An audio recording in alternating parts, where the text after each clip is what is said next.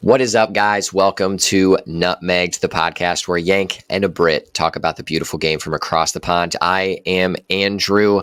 I'm representing the Stars and Stripes on this podcast, and we have Faisal holding down the crown for the UK, but temporarily in Dubai. Faisal, how's it going? I'm good. I'm feeling warm, but I'm feeling excited to get stuck into this episode. Lot to discuss here today. It is quite true. The fact that you are probably warm over in Dubai and that we have many, many things to discuss. Like, we have these episodes coming out usually every 2 weeks, and so much happens in that 2-week chunk. It is just wild. So we're not holding back. Let's dive in right away. First, let's talk about some of the recent matches that have been happening around the world. Quite a few important ones going down. First, I'm going to talk about MLS so we can get that out of the way very quickly. And we talked about this in the last episode. So if you heard, the Columbus Crew of the MLS, so that's more so my local team, they ended up getting to the CONCACAF Champions Final.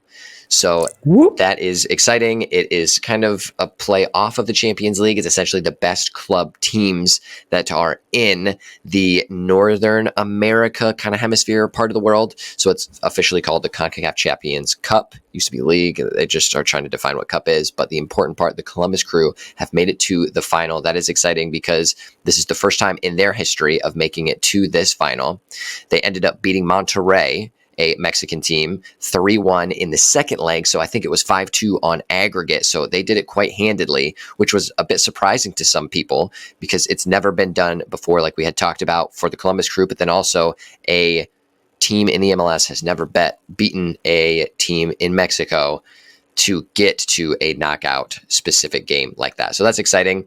This is, like I had said, the first Cup final for the Crew in CONCACAF Champions Cup. They play Pachuca June 1st for the final. And this is the only ever second MLS team to make it to the final. The Sounders, I think it was in 2022, they made it and they actually won.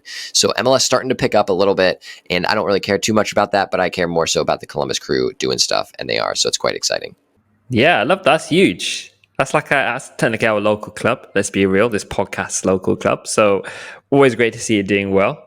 And always nice to have a bit of positivity about not necessarily the MLS, but about American football or soccer. So excited for that. Excited for you guys as well. Yeah, it's a good time. Good time to be a soccer fan in Ohio. Columbus Crew are ranked number 1 in the power rankings for MLS. Wow. The Cincinnati team, so they're kind of like rivals, but I still appreciate any Ohio soccer doing well. They were actually ranked number 2 for a bit, but now they've dropped to 7. So at least they're up there, but a lot of good stuff happening around the world of soccer in Ohio. So that is exciting. Great stuff. But let's talk about the actual Champions League, like the real big one that's popular around the world, because a lot of action has been happening. Our final is set.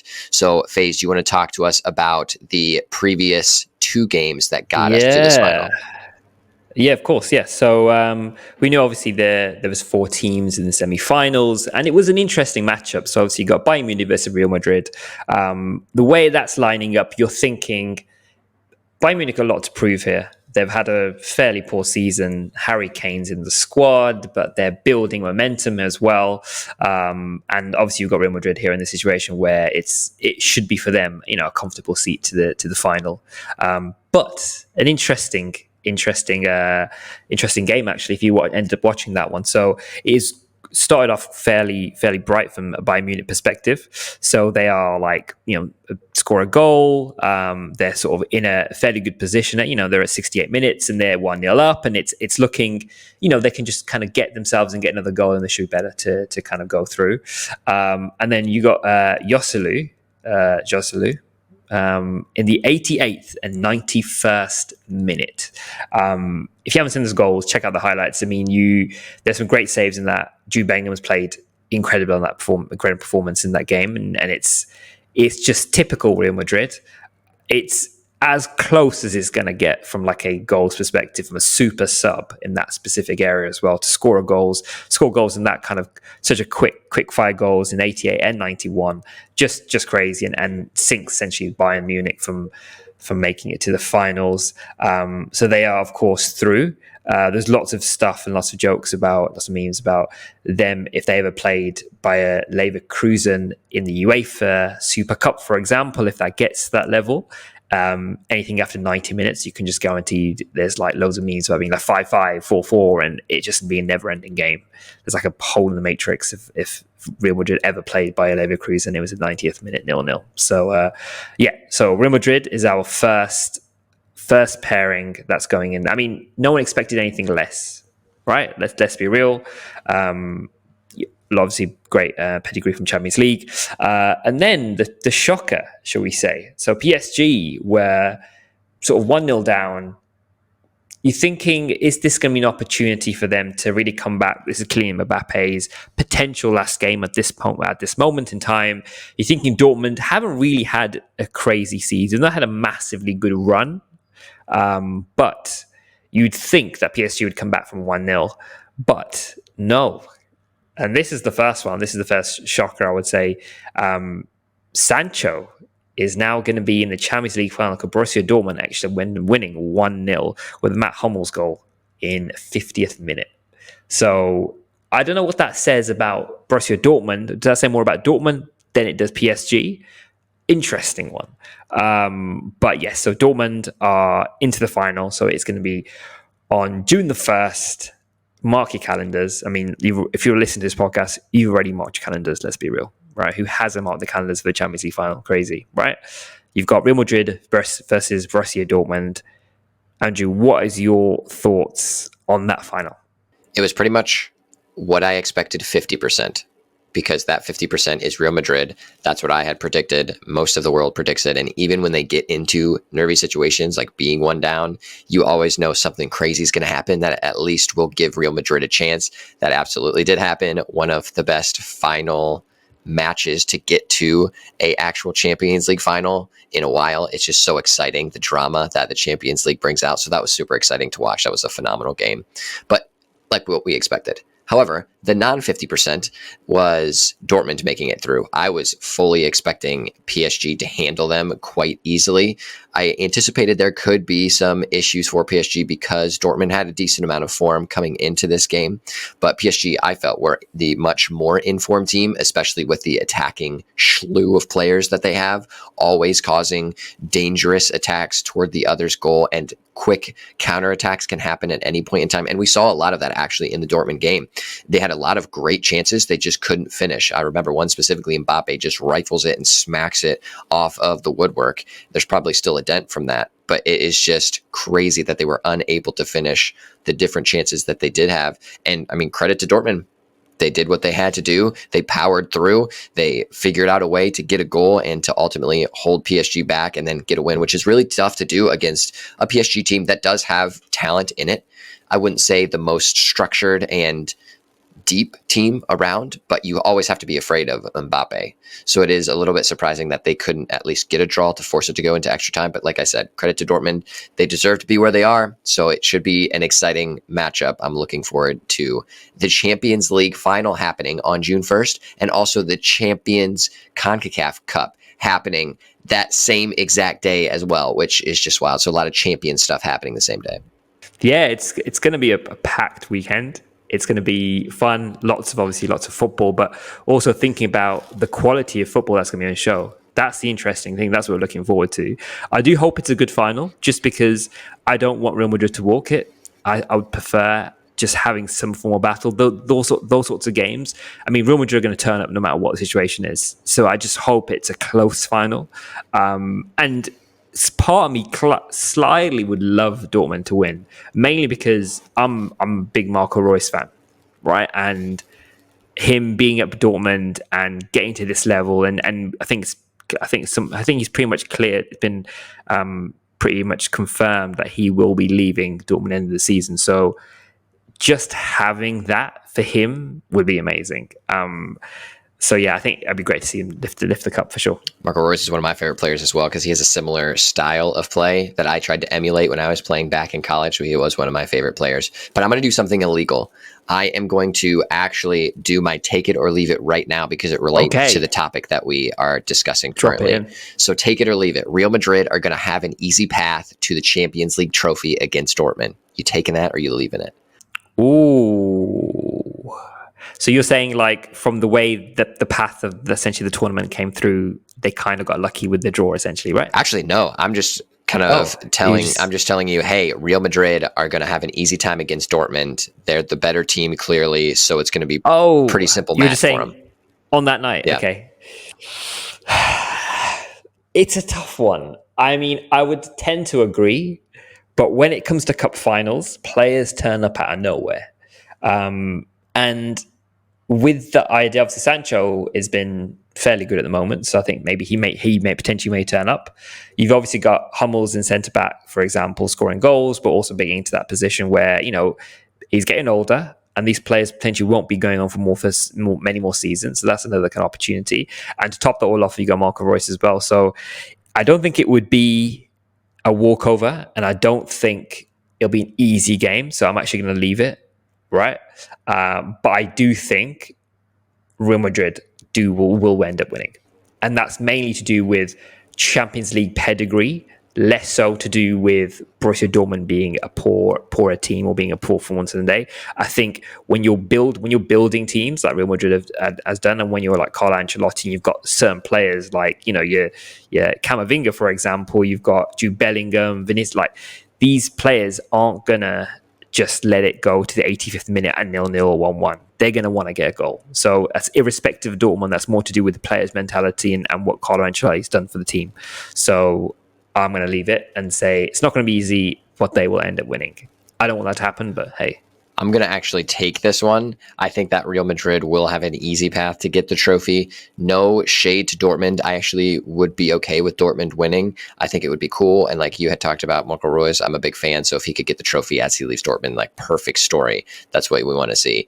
But with the momentum that Real Madrid are going to take off of that last minute kind of winner in the previous match, I'd love to see a stat the following game after Real Madrid does a game like this, where they end up winning in dramatic fashion toward the end of a game, what that next game looks like for them. Because I have this bias in my head. It's not based on any stats or anything, but I think that they take the momentum from that previous game and then do well in the next game. So I am anticipating that will be the case, and I think they ultimately win fairly easily. Again, I hope this doesn't happen, but I am going to take that and say, yeah, Real Madrid, Champions League champions. Yeah, that makes total sense. I can definitely see where you're coming from for that. Speaking of Champions League, I'm just going to bring in. We spoke about PSG earlier, and I think it makes sense for us to discuss exactly what we kind of spoke about earlier in terms of Mbappe. He's confirmed will be leaving PSG. He obviously has been and will probably forever be PSG's best player. What he's done for the league, what he's done for French football and waiting for PSG is it's up there, right? There needs to be some sort of statue built because it's an incredible player. However, I feel there's probably only one club he's going to go to, and that is Real Madrid. My question to you is: do they need Kylian Mbappe? Does Real Madrid need Kylian Mbappe? That's the question. I think the answer is no. I don't think they need him, but it's the same situation as Manchester City were in with Haaland. Did they need Haaland? Probably not. They probably would have still won just as many games and maybe been just as competitive, maybe not even more competitive. But when you have the ability to sign a player of that level and is very interested in being a part of your club, because historically he was a fan and a Cristiano Ronaldo fan when Ronaldo was at Real Madrid. So like you have that history too, kind of same with Haaland, like with his father and City. So I think the storyline is there. So it's almost perfectly set up for him to be there.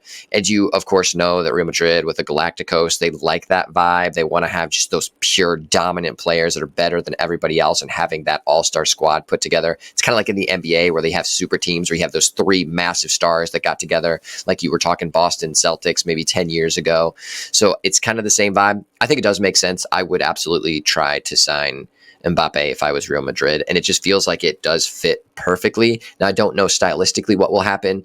I don't know if Carlo Ancelotti will still be there long enough to create a system that will integrate Mbappe in an appropriate way, because that is a situation that City had kind of seen where Haaland didn't fully fit in exactly as Pep had wanted. It took some time to get him where he needed to be to scoring goals like a machine. So I'm going to be interested to follow the process of him getting integrated into the club and the structure that the manager creates for him. What are you thinking, though? You think that they need him?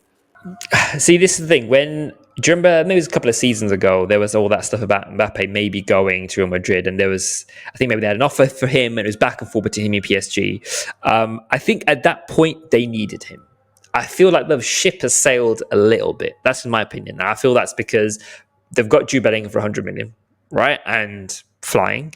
They've got, obviously, Vinicius is incredible player.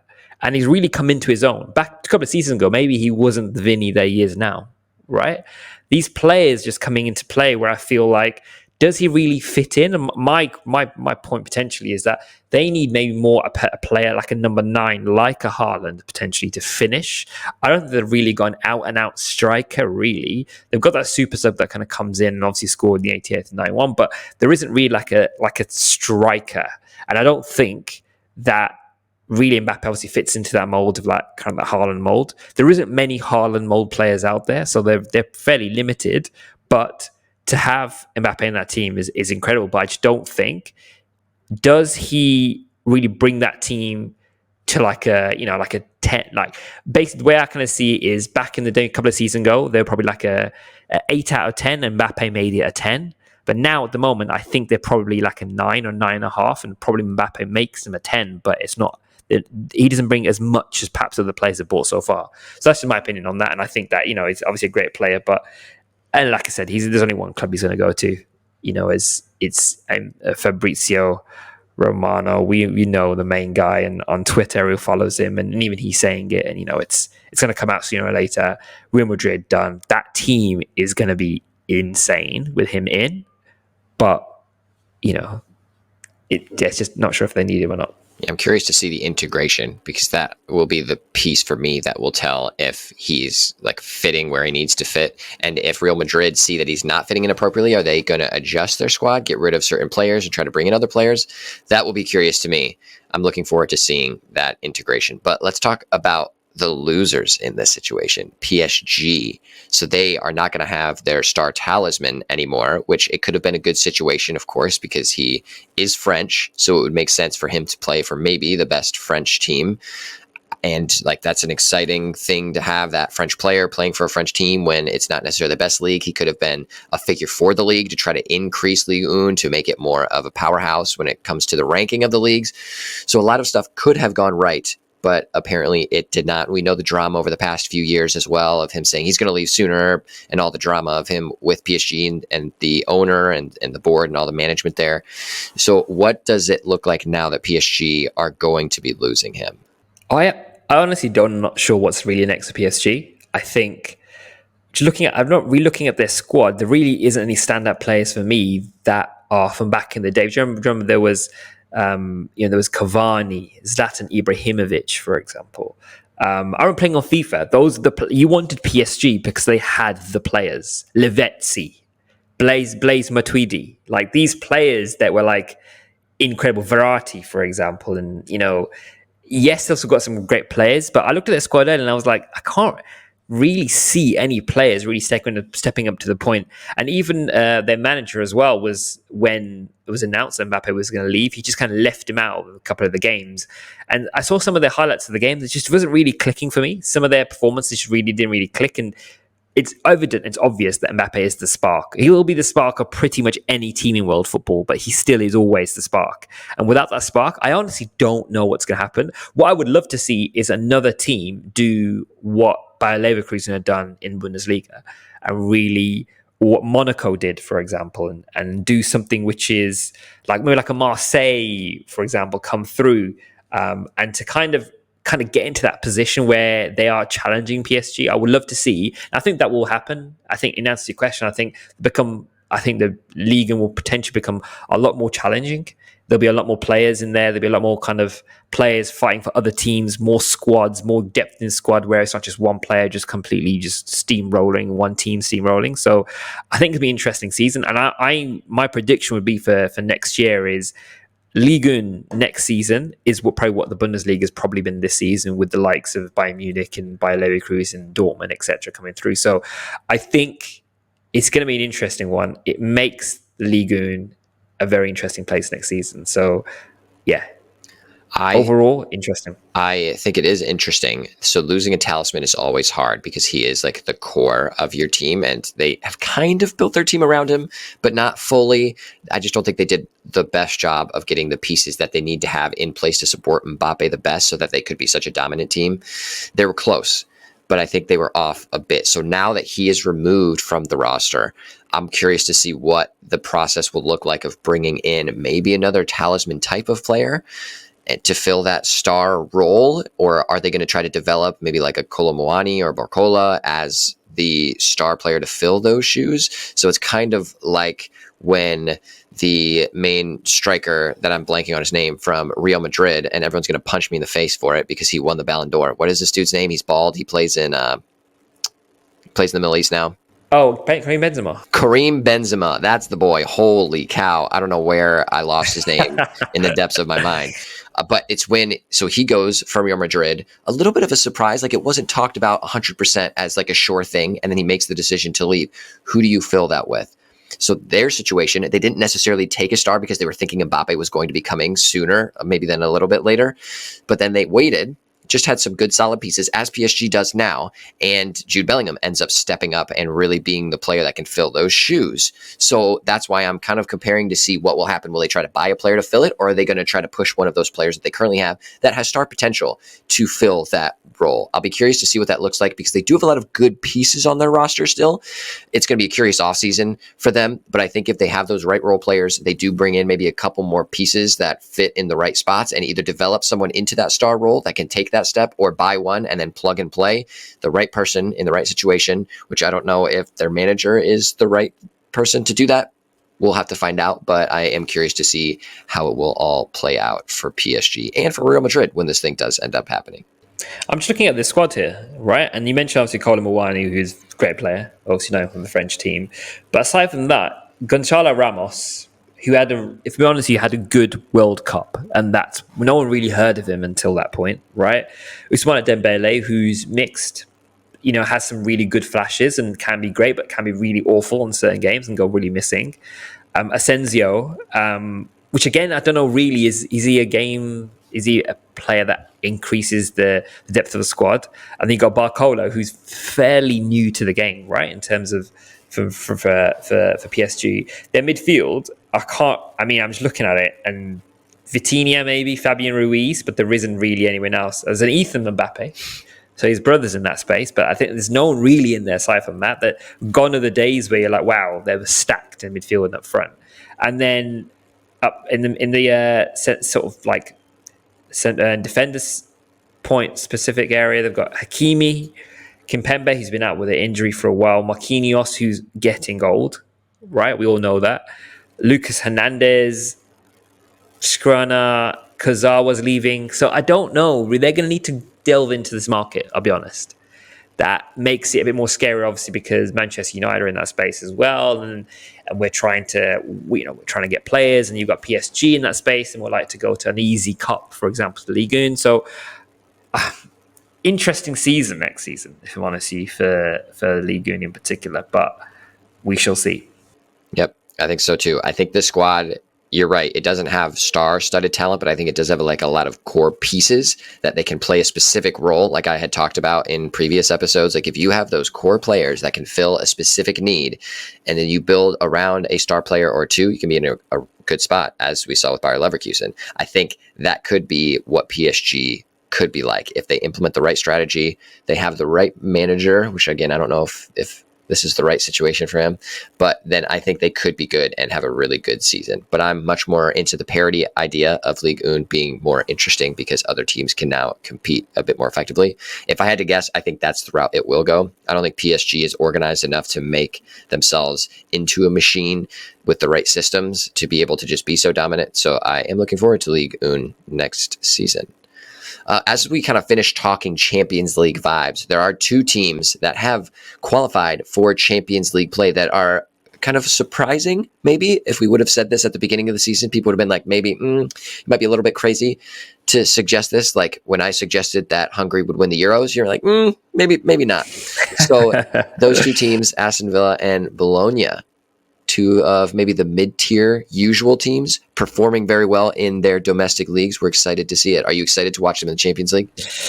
Yeah, I mean, I always love those matchups. I think I felt like the same way for Newcastle this season, Newcastle versus PSG. Like these, you would never see this normally. The fact that these sort of teams performed well in the Premier League deserve it. And it's going to be a great adventure. I'm excited for the players, right? To be able to go out there and play in these great stadiums and these group stages. And it's going to be so interesting. Actually, they're going to be in that new format, correct? Where they have this new league style, which I was really excited about Man United being in that. I really wanted to see those games. It would have been so cool to do that, and we'll break that one down later on. But it's going to be an interesting one. Exciting for the players in particular as well, especially for Aston Villa. I mean, what a season they've had. To now be confirmed to be in Champions League, Aston Villa in Champions League is fantastic, and it does great stuff for the city of Birmingham as well, to have a Midlands team in that space and to be able to play Champions League, which is great as well. Again, Bologna, first time in 60 years. Right, that's huge for a small Italian town. I think that's incredible to be out here, like Bologna versus say Real Madrid, maybe, or it's gonna be a great time for those players in particular as well, especially for Italian football to have those sorts of teams in that space as well. It only makes the Serie A better, right? When you're playing in such a great domestic league and then going out and playing in Champions League with incredible players as well alongside you. So it's really, really going to be exciting. I can't wait. What are your thoughts? I'm looking forward to it. I always love seeing teams that are not usually in the Champions League because it creates more of those underdog vibe type of games.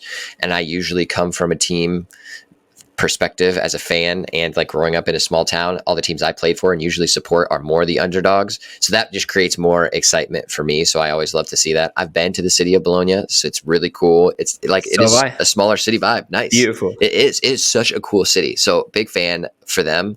I'm super supportive. I'm hoping that Bologna can do the Cinderella story, cause some upsets. I'm here for it. So very excited for those teams and for some more Champions League action next year. And I am curious to see what the format will bring out of some of these different games and some of these different matchups. So we shall see. So do you know how you did your take it or leave it? I'm going to throw my take it or leave it into this space. I feel like it's linked. Right. So as I spoke about, obviously Aston Villa had an incredible season, Champions League, some great performances, great victories against top 4, top 6 clubs as well, which is really great to see. My take it or leave it is Unai Emery, manager of the season. Thoughts?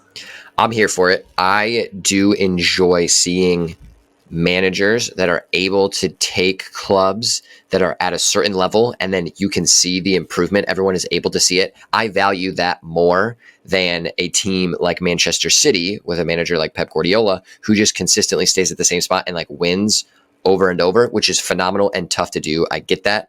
However, having like the best front office, the best manager, the most amount of money, the most support, it like kind of adds a little caveat for me in terms of who is going to be the best manager. Seeing what Unai Emery has done with this club, I feel is more impressive because it's more difficult to do this than what with the resources Pep has to do what he has done.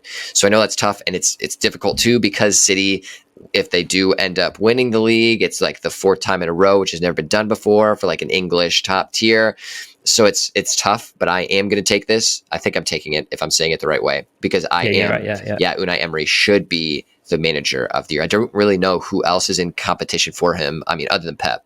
Even if Pep, like you said, like wins the Premiership and also most likely the FA Cup as well. That's 2 cups in that space, maybe potentially, or even would you argue, and we throw another one, Arteta in that space because they've had an incredible season. Arsenal, irrespective of what happens, have had an incredible season. So are you saying Unai Emery over Arteta and Pep Guardiola, who are essentially fighting for that? I am. I'm kicking Arteta to the curb right away. Like, he's not even in the conversation for me. Fair. I appreciate what he's done, and it is cool. So he's done a great job, but it's still the same spot he was last year. Like, they were fighting for the title, and it looks like they'll probably not beat out City. Now, if they do beat out City after this final week of playing, this final game weekend, I guess you can call it, then I could be more interested in chatting about Arteta, because then that could mean he's finally broken through and done something that is quite impressive. I feel like the same Unai Emery has already accomplished that, so he's on the table for sure with that conversation. Then if the thing happens with City for Pep, they do win those 2 trophies, then he's on the table to have that conversation. So I think it has to kind of play out a little bit toward the end of the season to see who's on the table to have the discussion with Emery. But Emery's already sitting there, and he deserves to be there, and I think he will ultimately should be at the top at the very end of all this. Agreed. That makes sense. I like that. What are you saying? Who you picking? Are you going with Emery or not? My thoughts are I was 100% agreeing with you. It's got to be Unai Emery. There's no two ways about it. Champions League with a squad which is a great squad, by the way, but it's technically an outperforming, overperforming squad. And any manager can take an overperforming squad to the Champions League with a very competitive league. I don't want to throw in any things, but would they really be top 4 if Manchester United weren't that bad and Liverpool weren't that great and Spurs didn't drop off? Or even Chelsea had, I just feel, and this is me just thinking a little bit separately here, aside from the point, but I just off the back of what we're talking about, I feel like if you look at the clubs that probably would be in that space, you got your Chelsea, Liverpool, and you've also got Manchester United, right? And those are the 3 clubs that have had Liverpool, fair play, right? They're clear, right? That's fine. But you're looking at Chelsea and Manchester United, who've had really poor seasons. Is that us having poor seasons, or is that Aston Villa just performing better? That's the way you would have to look at it, really. Well, I do take that perspective, and it makes sense, but it's just too bad for those clubs for sucking. That's their own fault for not managing it appropriately. But then you'll look at other teams too, like Newcastle. They've kind of set themselves up for success. They have good teams. They now have more money, resources available. I think they have a decent manager, but they weren't ending up able to just get past that point to be where Aston Villa are. The same thing with Brighton. Brighton were in a good spot last season. They were super competitive again toward the beginning of this season, but then they just couldn't pull it out because it's a difficult thing to do, even when some of the top 6 teams weren't able to perform where they normally perform, to be able to still compete in all of the different games throughout the season and to get where you need to be in that 4th spot against competition from every team. That is always difficult to play, no matter who you are, where you're at in the table. So I think it is so impressive for him to still be there. I do think it would maybe have been more difficult if some of the teams that are usually better were better, of course, but I still take nothing away. I still think it's so impressive to be able to run through a Premier League season and be where you are. Yeah, that makes total sense. I'm with you. Speaking of the Premier League, I've just thought something that just came to my mind, and as we were speaking about Champions League clubs, clubs going to Champions League in the Premier League standings, I think we need to do a bit of a round of applause for Leicester City back in the Premier League. Jamie Vardy's back in the Premier League. Sorry, let me just Leicester and Jamie Vardy back in the Premier League, and also Ipswich Town and McKenna, who is a disciple of Ole Gunnar Solskjaer, also making it into the Premier League. So I'm excited for next season.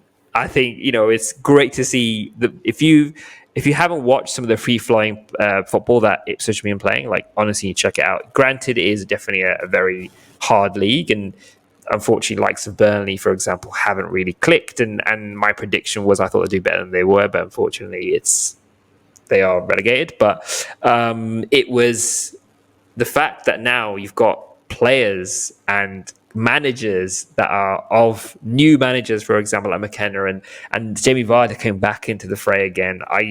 I'm excited. It's going to be a really interesting season next one. It will be fun. I am looking forward to that. I am a big fan of Jamie Vardy. He helped me do well in my Premier League fantasy season a couple years back, so he will hold a special place in my heart. Very appreciative to have him back in the Premier League. Along with Ipswich, very cool to have a team of that stature in the Premier League as well, hopefully causing some problems. Being an American, that was not really the news. The news was more so that Ed Sheeran was a fan of Ipswich Town, and he was the one supporting them. So it was definitely spun differently here, but it's so cool. He sponsored their kit as well, didn't he? Yeah, he had, that's pretty cool. The tour on it. So appreciate that. Appreciate at least the news of world soccer coming here in some fashion. If it has to go through like a major celebrity, at least we're getting it to the masses somehow. So I'm appreciative of that. The sad news, though, we do have the relegations solidified in the Premier League. So on the flip side of the coin, Sheffield United, we knew that a few weeks ago. They were going down a very rough season for those with 16 points to their name. So they have the chance to maybe add 3 more in the final weekend of play, but a very disappointing season. So they will be going down. Burnley also making the tumble down with 24 points. And then sadly, against my prediction, I was saying that Luton Town would barely survive, and they almost did. They were very close, but now it is confirmed that they, with 26 points, will be going back down to the championship. So Burnley, for me, it is a really sad one because I had a lot of hope for Vincent Kompany. I think what he did for the championship in Burnley and how his performances were and how he got the club playing was great. And I saw some quite interesting sort of look back from Match of the Day about what went wrong really for Vincent Kompany. And there was a couple of past maybe 10, 15 matches they've played. There's just too many errors in the back, in the defence. There's just too many errors going through. And at this point in this level in the Premier League, you're going to get 100% punished. I think that is also the problem. He's got them playing well, but just the mistakes they're making and the clubs around them are just too strong. Luton, again, for me, the brand of football they were playing just wasn't really hitting. And for me, it was very obvious very early on that they unfortunately weren't going to sort of make the cut. It is sad mainly because their stadium and the real heritage of football heritage that Luton kind of brought in is great. And then with Sheffield, they were doing great in the Premier League and in the Championship, and they've had some really good games here. If I'm honest, they've got some fairly good performances in. It just hasn't really paid off for them. So it is a sad day, but some exciting brand of football coming through from the likes of Leicester City and also Ipswich as well. So it'll be interesting to see who that third team that comes up. So relegations are always a hard one. Yeah, it is true. Speaking of sad news, it seems only fitting that we now talk about Manchester United, because there is the perfect symbolism of, on a rainy day, the roof just started leaking, just like the tears that we all shed as Manchester United fans. So between that, some of the players leaving, where is your headspace in terms of being a Manchester United fan? Frankly, I'm embarrassed, if I'm honest. Where do I begin? Crystal Palace first. Should we break that one down? 4-0. Less said about that, the better. Just performances all over the shop players. I don't singling out players, but Casemiro, I get it, he's out of position, but he is, for me, just unforgivable. The past 2 performances have not been great. We are in so that's kind of part one. The second part is the injuries we have at the moment. Unfortunate, but it's really affected us. Rashford, Bruno Fernandes, Harry Maguire, who's had a bit of run of form, scoring some goals, like key players. And that also shows the lack of depth of the squad we have. That happens in City. They've got players that can slot in. They've not had Haaland for how many weeks, and they've still scored goals. And, Bernardo Silva's chipped in. They've got Kevin De Bruyne back. Like, he's an striker in himself. Like, you don't need a striker when you got him, right? You can play the ball to anybody. So I just feel like, as a club, sinking ship, linking to the water situation. So poor infrastructure. Carrington apparently isn't good enough for even to host or even to have training facilities we have.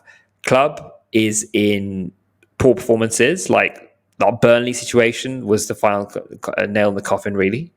And also, to top it all off as well, like, you've got players like the likes of Wan-Bissaka, Varane, potentially Bruno Fernandes, Casemiro, doing this sort of final goodbye tour in this last game of the season. It's an absolute shambles, and genuinely, I'm embarrassed. And for me, my head's already in England Euros. I'm already there. I was in the Euros maybe like 4 or 5 weeks ago, so I'm already there. For me, I've already put this season to bed, and the quicker Sunday comes and we wrap up this potential 8th place, by the way, let's not forget that, potentially 8th place in the Premier League with a manager and a club currently in crisis. So, need I go on? What are you thinking? I have no changed feelings, because I feel like it's just the same thing that's been happening for almost the entire season, if not longer than that. It's just more people talk about the lows that continue to happen. But again, like, my emotion is at the same level of just straight disappointment because nothing is getting better. It's almost like Sir Alex Ferguson was in charge of everything at the club, and then he left, and then no one started doing the stuff that he was doing. So like having people come in to fix things on the stadium, having an actual transfer strategy is so funny. It's like he just stepped away and everything just went down the drain. So that is very disappointing to me. There's no real sense of talking about actually like Manchester United in its current state. It has to fully change to even become something that could even be interesting to discuss, unfortunately. So the changes that need to be made, of course, we have to have infrastructure. That's a big one. We have to have some legitimate type of transfer strategy. And I think we have to have a new manager. Talking about new managers very quickly, the structure that Ten Hag has created is not what Manchester United needs. Unfortunately, it's not really what any top tier club should be playing. It's actually more similar to what I see here happening in soccer teams in the US. So a lot of US teams, specifically on the youth side, will cater more toward the athleticism of the players that they have. So that's like a typical American thing where, oh, you're super fast, you're going to be good at sports. That's what we're going to do. We're going to kick the ball far away and you can chase it because you're the fastest player on the pitch. That's normally what we do. That's a lot of unfortunate structure that we have for our youth systems, and that's what they cater to a lot, which is very disappointing.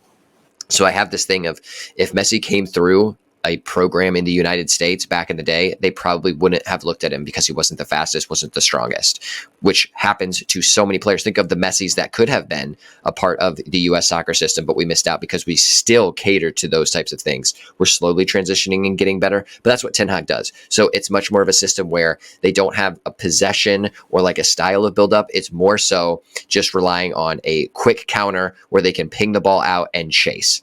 And that's the style that he wants, which just doesn't make sense with the players that we have and the level of soccer that he should be playing as the manager of Manchester United. It's just disappointing.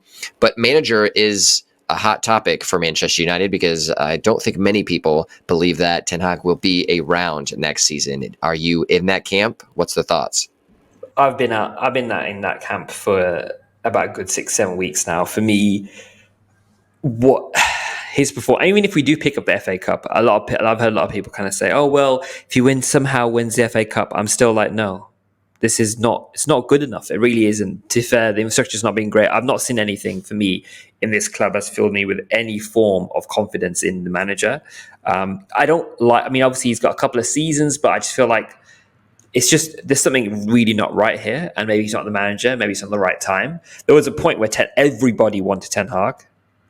Everybody, right? There was Man City, everyone's after him. But and I actually cannot, and this is my question I was going to pose to you.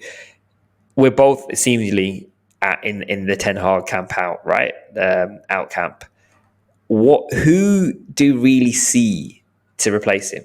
The market's quite thin at the moment, so I actually don't know personally who I would put.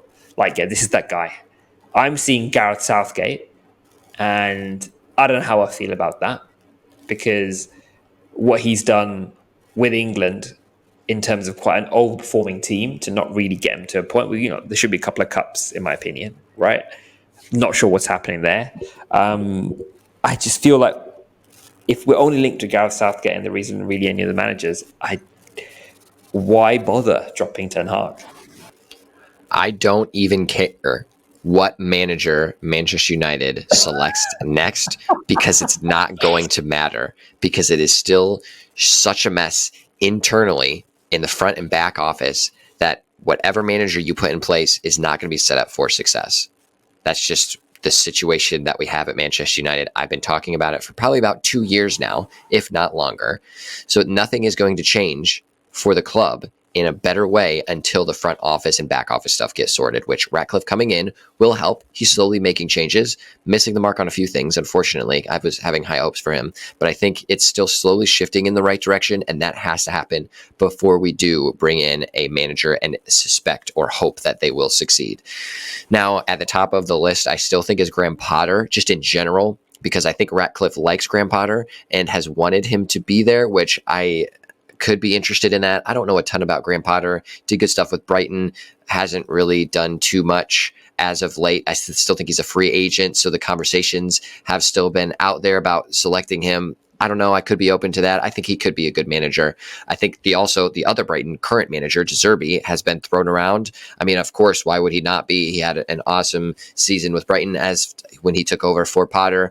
Slowed down a bit this season, but I think the way that he manages his squad is really good. I would love to see him as the manager of Manchester United, but the problem is whatever manager we put in place is just going to not look great because of the mess that the club is in. So those would be probably the top two candidates I would be interested in seeing. Lopetegui is also someone that was thrown around a bit. I could be interested in that too. Seems like a decent manager, but like I said, I don't really care what happens because whatever manager we bring in, it's not going to matter unless you bring in a manager and give him full authority like what Sir Alex Ferguson had, and then pray that manager that you do bring in just has the ability to do what Fergie did, which is like throwing a dart at a cow that's running 1,000,000 miles an hour and praying that it hits it. Like, it's just insane to even think about doing that. So I have no hope, to be honest with you. That's where I'm at right now.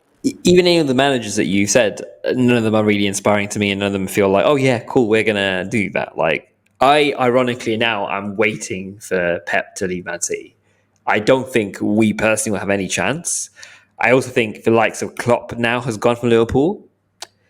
We're going to see a very interesting up and down time at Liverpool, similar to Man United, I feel. I mean, if they have a crazy season next season, fair play, but I just feel like it's going to be up and down like with all new managers. Pep is really the only real manager that's got consistency, and if he will most likely be there. What we really need to do, and something that this podcast has been campaigning for, and something that most people are campaigning for, is these 115 charges.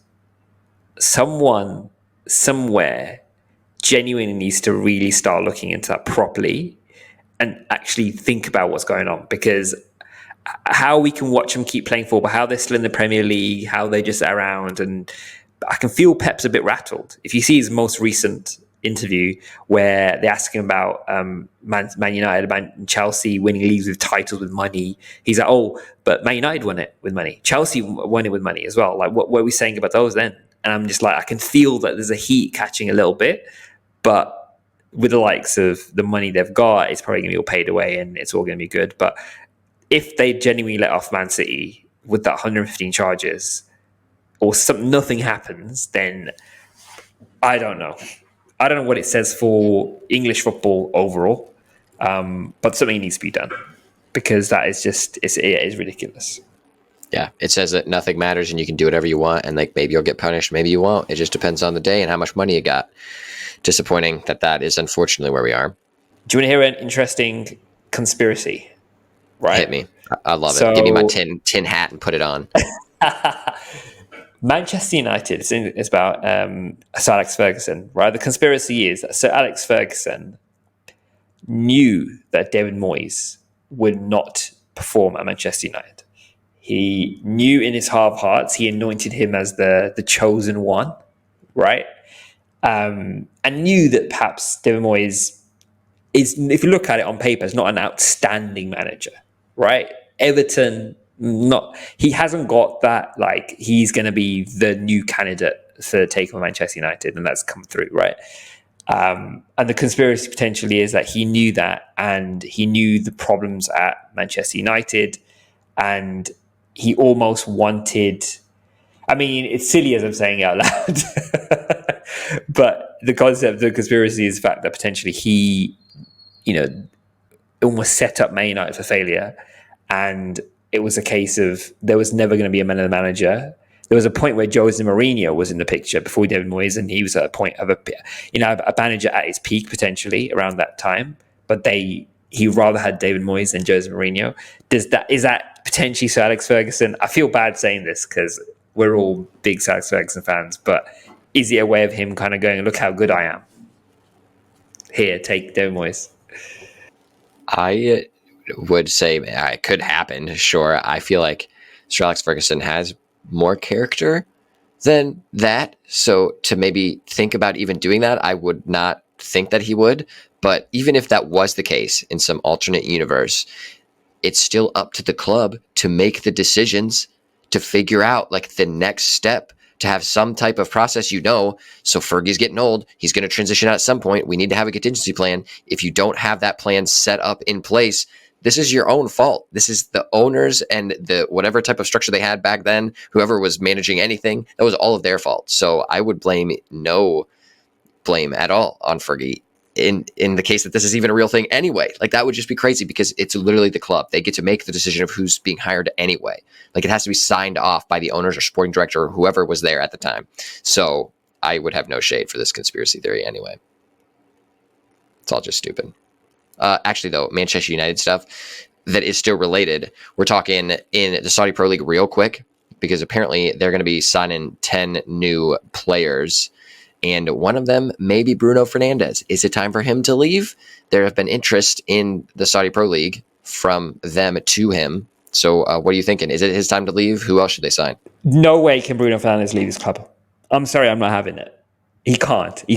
I can't take it. I will go to Old Trafford myself and chain myself to the chain room so he cannot leave. We can't lose Bruno Fernandes. Andrew, we can't lose him. There is nothing Honestly, else. I don't even care. Take him. It's if everyone, that meme. Whatever player is at our club, it doesn't matter. Same as the manager. Whatever manager is there, they're all going to suck until the actual organization fixes itself.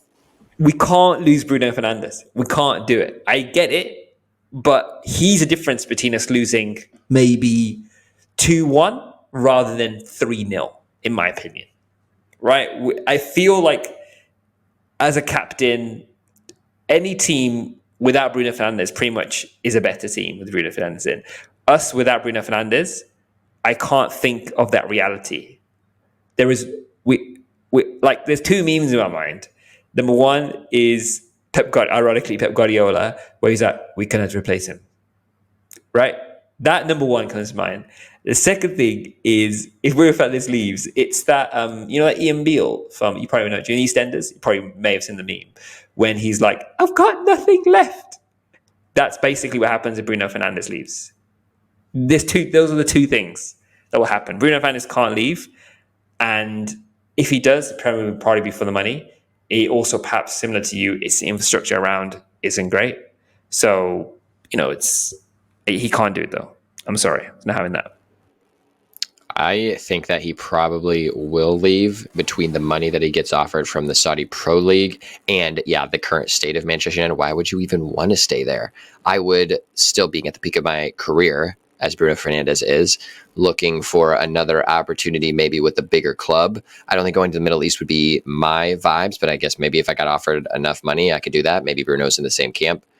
It is what it is. Honestly, the Saudi Pro League can come and purchase any player from Manchester United and take them, and I would be happy. The one caveat to that is I love Marcus Rashford. I think he's a good player. He's a good person, and he's from Manchester. That is the coolest thing. If you build your club in a way around him, I think you would be successful because he can be that star that Manchester United needs. So I would have no problem anyone else leaving, but Marcus Rashford, please stay. I know there have been grumblings out there of him maybe leaving. I really hope that is not the case. He's really the only one bright spot still at the club, unfortunately. Speaking of clubs currently in disrepute at the moment, I think we need to speak about Spurs. Before we close out this episode and do our nutmegs, I think we need to speak about the current problem with I'm going to break it down. See, we knew that Spurs fighting the Champions League up against Man City, and if Spurs If Spurs beat Man City, Spurs lost to Man City. I can't remember what it was. It was what was it? It was Man City. If they needed Spurs to win, correct? That was what they needed. Yeah. So what they wanted was, and from various Spurs fans shouting on the pitch, they wanted their own team to lose against Man City. So as a club, you could be fighting for a Champions League spot here, right? Yet you're so buried in your own hatred for a rival club, you'd rather have your team lose. So, I mean, I just, the thought of that even happening. I mean, yes, we're not Man City fans, but I would never, ever want us to lose a match in any capacity. I just don't understand. It's a very weird vibe. Like, I can't even really fathom what that would be like. So just hating a team enough that I would want my team to lose so it would benefit them, which is crazy because that's like the situation that they were in. So like if Tottenham would lose, then that would benefit them. It would benefit Tottenham to lose only in the situation where it would cause their rivals to get less points and be in a worse situation, which is just crazy. Like, and to even think about the math to like connect that all together is a lot of effort. I'm just trying to comprehend, right? So all Arsenal fans were supporting Spurs, and all Spurs fans wanted their own team to lose. It's just like if you say that out loud, it's ridiculous, right? Two big rivals.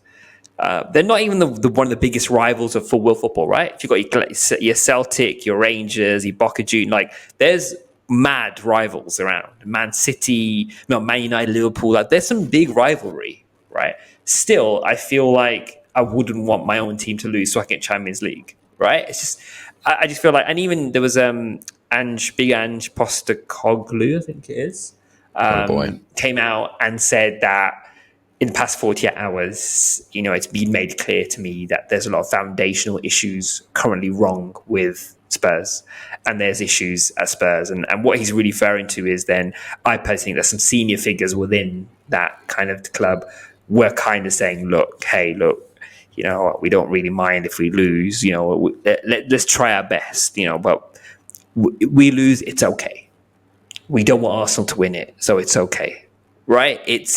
And there's a clip as well of one of the fans saying, "Oh, it's okay, we can lose," like chanting that we could lose.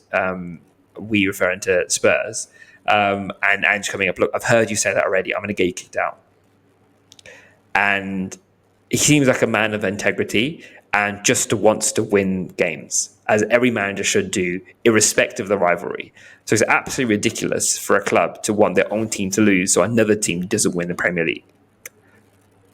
I mean, ridiculous. That's just crazy. Like, I'm a fan of Big Ange. I do like his managerial style, how he composes himself and how he constructs his teams. I would love to steal him away from Manchester United, but like I said, doesn't matter what manager you bring in anyway. The situation is weird because I would never want to lose a game. I would go out and try to win no matter what. However, if you then lose, you can then come back and say, yeah, we tried, we wanted to win. However, this loss maybe tastes a little less bad just because it also does hurt one of our rivals. Got it. Nice. That's like the way it should be, because you always want to win. So I don't get that. Like, I understand if maybe there's a stain. So if it's like a Manchester United situation where the club is just sucking so bad, there's poor management, there's like no structure, nothing is being repaired, roofs are leaking onto fans, like that is just a nut scenario. So then if you're saying like, I don't even care, just lose, doesn't matter, that makes a little bit more sense, because like you want the club to struggle so that they can get rid of the current owners and all the negative people inside of it so that they can be reborn and actually be successful again. Like, that scenario would kind of make sense. It doesn't make sense when you're competing to try to get into a Champions League spot and then you would want to lose. So yeah, there's just some underlying problems. Maybe that's like a case study for a psychological class I can teach someday, because it is a little bit confusing. But when there is negativity around like that, you kind of see how that comes about. And unfortunately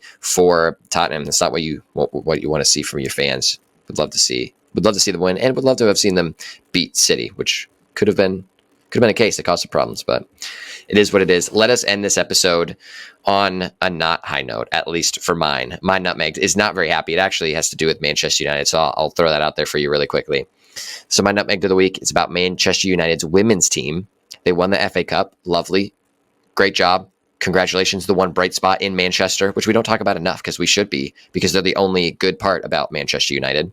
So that had happened. But then they found out after that the end of the season awards banquet was canceled. not the biggest issue, like it could have been adjusted, but they found out it was canceled on social media. So they didn't get notified or anything. They had adjusted their flights, made travel schedules around that date. They didn't know until it was in the press. That's how they found out that the end of the season banquet was canceled. And that is just crazy because they had such a successful season and won some silverware. On top of that, the scheduling issue is the reason that it was canceled, because the men are in the FA Cup final. So that was the scheduling issue that forced it to be canceled. Like, come on, get yourself together.